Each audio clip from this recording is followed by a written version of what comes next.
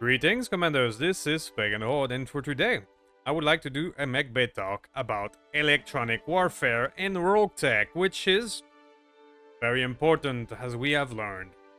So, what is electronic warfare? Well, everything from probes, to stealth, to ECMs, to C3 network, and all that good jazz. Let's go have a talk. Now, to be quite honest, I was not the best scholar on that subject. Sometimes I feel like an old man yelling at the sky, playing Roguetech, because there's always something new around the corner that I haven't mastered yet. But thanks to a fellow Roguetech legend called MiG, who created a document, a Google document about stealth warfare, which I will link in the description below. Thanks to him, I learned quite a few much, and now I'm able to do this video. So go thank him in the comments, and let's dive in. Alright, but before we dive in, let's establish the basic. The basic is fairly simple at its core. Every mech has a signature, and every pilot will attempt to make a sensor roll to detect that signature. So it is the same concept of any tabletop role-playing game or any tabletop warfare game. You roll the dice, and you see if your sensors picks up the enemy signature. At the end of the day, everything comes down to that. Every item in the game that relates to and electronic warfare will attempt to affect that role in one way or another. Now, you will be doing two roles. One is fairly straightforward and it's visual. Do you see it in direct line of sight? So this will be direct fire or indirect fire. This is where it will affect it. Certain item like stealth can affect direct visual. We'll talk about it later. And the other role is the sensor role, the one that is affected by all that electronic gear. This is the important one, because if you succeed on your sensor role, you will always have visual. End of the day, that's how it works. Sensor role is the most important one, and your visual comes second. It is also important to note that all of these roles are totally individual for each unit. So for example, a mech right there could succeed in a sensor roll while the next one next to it will fail. It's part of the game.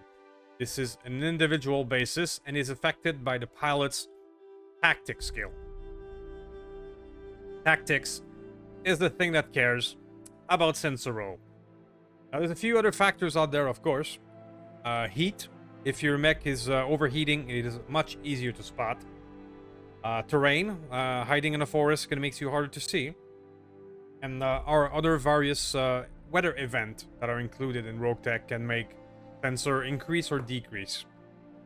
But at the end of the day, the basis of it all, does your roll picks up the enemy signature. Everything else will attempt to influence that. Now, what are the results of the sensor roll? Well, failing a sensor check will give you the dreaded no sensor -6 accuracy penalty. Failing the visual check will give you the equally annoying -6 accuracy penalty. And failing both will give you the might as well give up -15 accuracy firing blind. But it is also important to note that the no visual debuff can only happen if you fail the sensor roll first. That's why you will see that message less often. The effect of the sensor roll is what also gives you more or less information about your target. Ever wondered why sometimes you can see every weapon on a mech and sometimes nothing? Well, that's the degree of success of your sensor roll. The higher you roll above the target's signature, the more info you get about it. When you can read the pilot's name, you roll a crit. Alrighty then, so the next logical step is to take a look at items that will attempt to affect the sensor roll. Now these typically comes in three flavors. There will be items like the probes, that their role is to increase your sensor roll and make it easier to spot enemies. There will be items like electronic countermeasures, which purpose is to decrease your signature and make yourself harder to see. And there's the third option, which is jamming. Jamming is attempting to jam or render inefficient your enemy's electronic countermeasures. Alright, now let's take a look at items. A probe, for example, is very straightforward. Its job is to increase your sensor rolls. So, plus 25% sensor range, that's your sensor roll. Plus 20% increased sight range, that's your visual roll. A passive increase to counter enemy CM of 1. That will a passive 1 bonus to counter enemy CM. And a bonus of 2 to sensor detection. So a flat bonus of 2 all of your sensor rolls. Active probes are fairly straightforward.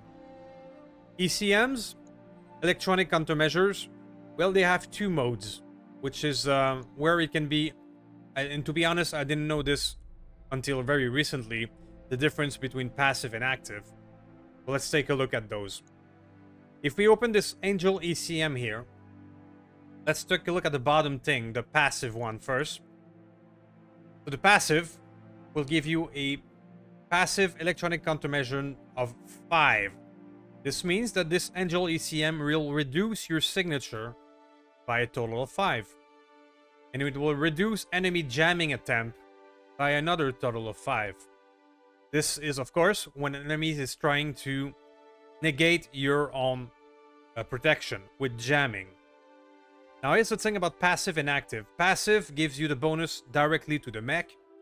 But when you turn it active, now you're trying to jam the enemy, not protect yourself. This is where the active and passive of electronic countermeasure come into play. If we are on passive, which is most of the time the regular effect, you're just providing the bonus to yourself. You're reducing enemy signature by 5. If you're using the active, you are attempting to jam the enemy's countermeasure actively. This is when you want to be aggressive and stop your enemies from protecting themselves. So if you take a look at active, the ECM jam enemy by 5 and reduce jamming on allies by 4. It blocks enemy C3 in range. This means that when you put it on active, you are trying to be aggressive and disrupt the enemy's measures instead of protecting yourself. Alright, now there's a few more items that can affect your signature and your sensor rolls. For example, if we install an advanced zoom like this one, this advanced zoom is going to give you increased sight range, which will increase your visual roll. Other stuff can include a jammer like this one, which will increase your jamming or attempting to disrupt the enemy's ECM by 3. Other important example are, for example, thermal exchanger. Now, exchanger can be exceedingly important to make yourself be able to fire more weapon, but as you can see, it gives you plus 6% visibility and sensor signature. A thermal exchanger, because it will be bright and glow in the dark pretty much, will make you easier to see. You have to make that choice. Other example will be bolt-on weapons. Most bolt-on weapons will make you easier to spot. For example, if I put on rockets like this, yes, it's a very useful and very powerful bolt-on item, but it gives me a plus 12% visibility and sensor signature because I have more stuff bolt on my mech. So there you have to start making choices of what is more important to you. Alright, now let's talk about the elephant in the room, the C3 network. As we've said, the Angel ECM here, and if you put it in active mode, will attempt to jam the C3 network. What is a C3 network? Is it a network between mechs that would allow them to share their targeting data? The first thing to understand is that there's 3 types of network, 3 of them. That those 3 networks, they do not talk to each other. They do not. So if you have 3 different versions of C3 out there, you have 3 networks, not 1. It's very important to understand that. Those 3 networks are the classic slave and master, which include the boosted version. It's the same thing. the C3I or C3 improved from Comstar and World of Blake. And the third version is the clan version called the Nova. The Nova Counter Electronic Warfare Suit. These are 3 different C3 networks, and they don't talk to each other. So if you're building a C3 network, you have to choose one of these. Alright, let's take a look at the first one for now. Let's take a look at the C3 Master and Slave combo. The boosted one is pretty much exactly the same thing, but with better stats and heavier. So, the C3 Master. The C3 Master is what will enable the network between all C3 units. Typically, you need at least 1 Master for every 4 or 5 Slave inside your lands. So this will give all company unit with C3 Slave will receive 10% sensor and 5% side distance and +2 sensor check. So everybody on the network will receive 2 sensor check bonus. It's pretty strong. The other thing a C3 network will do is to share targeting data. Which means, if you have somebody with the slave that is close to an enemy, like in short range of an enemy, everybody using the C3 network will have short range against the enemy. So for example, if you have a sniper with a master on top of a hill that's looking at 600 meter to a target at max range, and you have a scout with a C3 slave next to that unit, well, suddenly your sniper is not firing at max range, it's firing at short range, because it will be using the targeting data of the slave that is in front. That's what makes C3 network so powerful, is that every mech will be sharing the targeting data and using the best possible range. Also, of course, is all the sensor passive bonus that it will give you. So yeah, C3 networks are pretty much mandatory at this point, in high difficulty at least, because the enemy will always have it at one point, and it's the only way to cut through the bullshit of all the electronic warfare. Pretty much.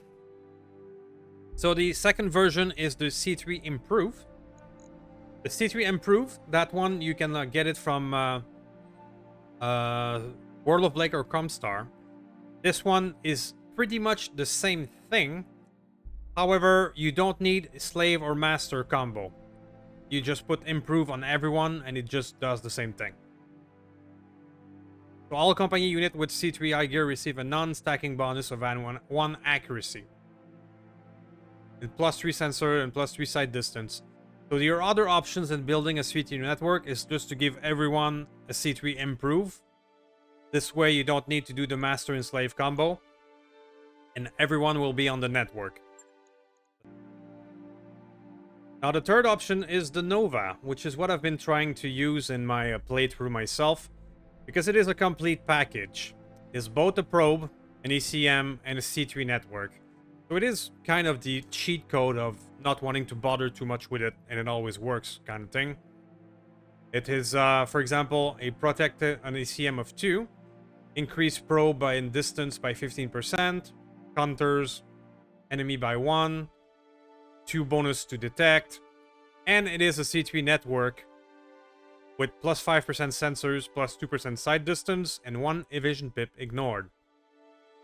It is the total package in 1.5 ton. Now there's other items that are total packages, like for example a warfare suit that does both probe and ECM. But the Nova is kind of the real package, and that's what I've been trying to use. Alright, but before we move on to stealth armor, there's one more thing that I need to show you, which is an exception to the rule of C3.